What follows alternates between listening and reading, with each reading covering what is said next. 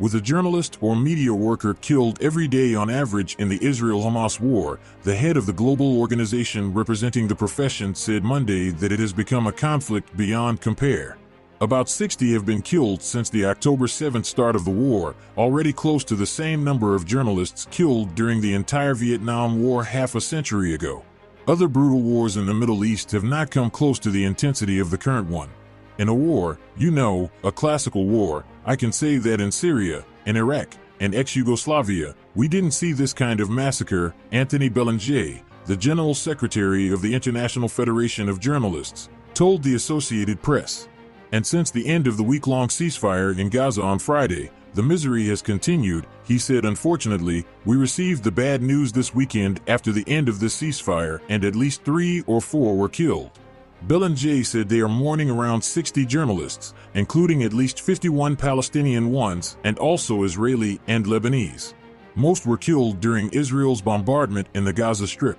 He said Israeli journalists were also killed during Hamas attack in southern Israel that set off the war.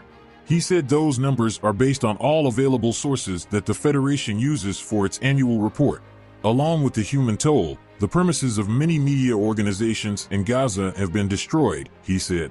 He estimated there were about 1,000 journalists and media workers in Gaza before the conflict and said that now, no one can get out. And yet amid the rubble, local journalists continue to do their job, said Nasser Abu Baker, president of the Palestinian Journalists Syndicate. They lost their families and they continue their work, he said. They are without houses and they continue their work. Without food, without the security for them, without their families. Also, if their families are still alive, they are not with their families because they are living or sleeping in the hospitals. Belanger said Israeli authorities were not responsive. I called the Israeli government, but they didn't reply. And when I went to Palestine a few days ago, I proposed to the government press office to have a meeting, just to have a follow-up about this call.